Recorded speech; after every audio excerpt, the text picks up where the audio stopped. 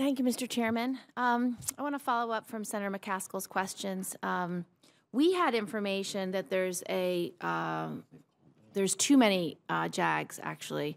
It says, this is a letter from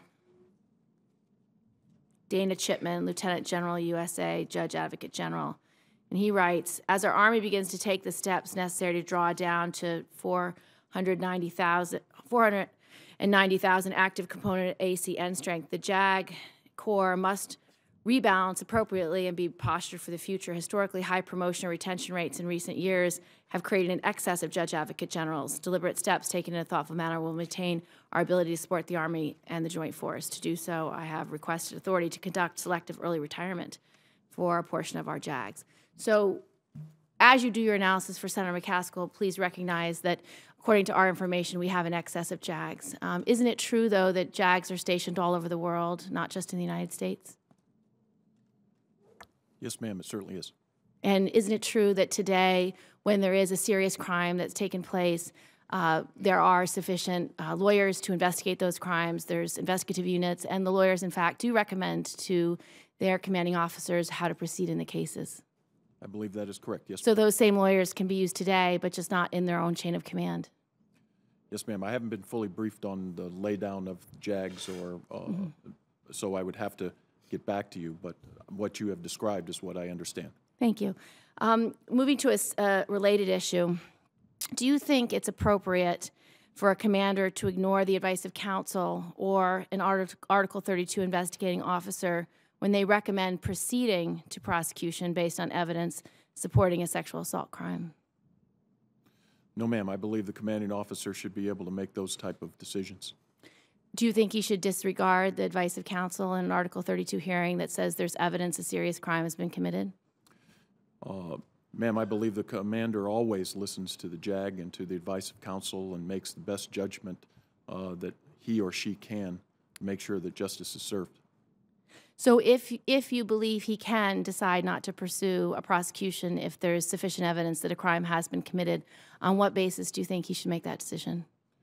Well, I know of no cases where, personally know of no cases where a commanding officer knew of enough evidence to pursue prosecution and elected not to do so. Well, there are documented cases. In fact, recently both the Washington Post and the Associated Press have run stories on ethical issues and senior leaders specifically.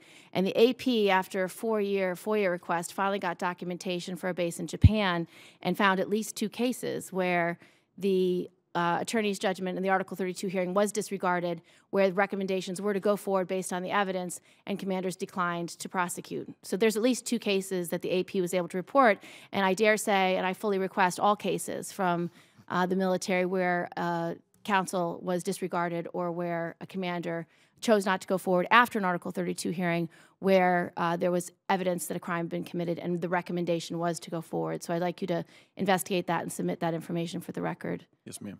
Because just because you've never seen it doesn't mean it doesn't happen. In fact, one victim survivor that I spoke to said she was supposed to go to trial 4 days from that time, and her command changed, and her commander looked at the file and said, I don't think a crime's been committed. He might not have been a gentleman, but it wasn't a rape, and he decided the trial would not go forward. So there's a third example that I at least know about anecdotally. So I'd like you to do a full review of all cases when that happens, because to say it's never happened, we have evidence of 3 cases where it exactly did happen, and that's concerning.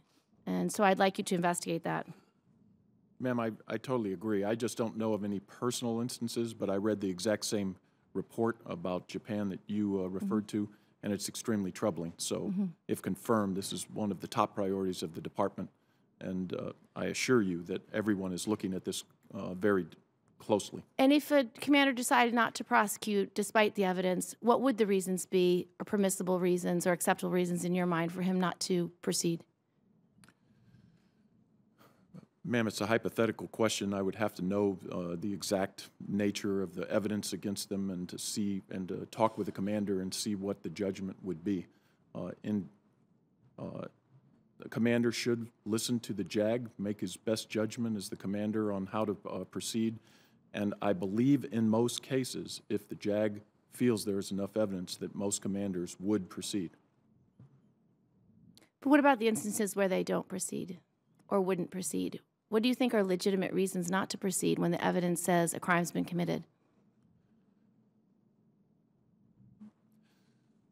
Ma'am, when I was the Undersecretary of the Navy, we looked at this very, very closely. And the only time that this happens is when a JAG feels that the evidence is not sufficient to move forward.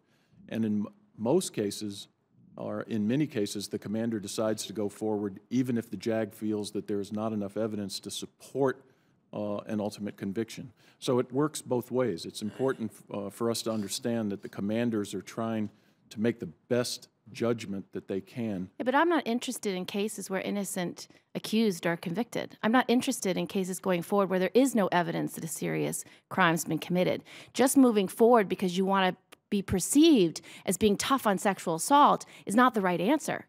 You have to understand, in this country, justice is blind. You do not tip the scales of justice in favor of a victim or an accused. You have to have blind justice. And so my question to you is specific to what possible reason would a commander disregard facts and evidence that trained prosecutors have already developed through an Article 232 hearing to say, I don't think we should go forward? Do you think morale is a reason why you shouldn't go forward? Do you think the fact that the accused may be popular or well-decorated or a great soldier, are those good reasons why you don't go forward to trial? Because if you think they are, that is the point of why this reform is so necessary. I do not believe the commander should overrule the judgment based on evidence. I believe the decision should only be based on the evidence. If there's evidence a serious crime has been committed, you move forward. If there's not evidence that a serious crime has been committed, you don't move forward. Not based on politics, not based on who you like better, not based on who's more effective for your unit, not based on who you just happen to like. It's not relevant and it's not appropriate. And this is why victims and survivors have told us over and over again, we don't trust the system. We don't trust the chain of command. We don't believe justice will be done. The last DOD survey specifically said the #1 reason why victims did not report these crimes is because they believed that nothing would be done. The second reason cited is they believed they would be retaliated against if they reported. So that's where the breach of trust has been. And so I really want to hear from you why you think that discretion is needed, whether there's evidence or no evidence.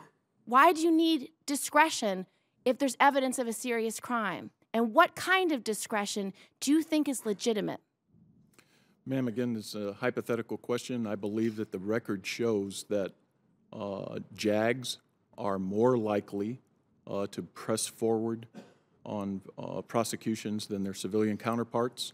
I believe that most commanders are... There's no evidence of that, sir. The only evidence we have are 100 cases where the decision about whether to keep it by the DOD's prosecution was made. You don't know if the civilian system said, if you want jurisdiction, take it. It's your judgment. You don't know that those cases were reviewed. That information is not provided. So that evidence is misleading, and your conviction rate for some of those cases was closer to 50%. Today in the military, your conviction rate is about 95% for the cases that you take up. So arguably, you didn't perform as well as you needed to because there wasn't evidence, or maybe there were innocent accused. So I do not think you can say that with a straight face. There's no facts or evidence that back that up. And if you have it, please send it to me. Very well, ma'am. I'm going to submit for the record, Mr. Chairman, or if somebody does want to, Mr. McCord, it's just specifically for you. We've heard reports that you are restructuring how the Army uses DFAS, and the plan could severely impact the effect on civilian employees working in DFAS sites like the one in Rome, New York. So what I would like is a commitment from you to give me information in advance of these kinds of decisions. I don't want to have to hear this kind of report through back channels. Do I have your assurance that my office will be kept apprised of all future action relating to changes with DFAS's mission and force structure? Senator, yes, I'll work with the Army on that. The Army is the one really undertaking the study, and DFAS is the Army is the customer, and so DFAS does work for the Army. If the Army is looking at how to possibly revise some of their operations, but we will work together with them to get you information on any conclusions that they reach. I understand they're not at that stage yet. Thank you. And Mr. Chairman, I'm going to submit for the record questions about cyber.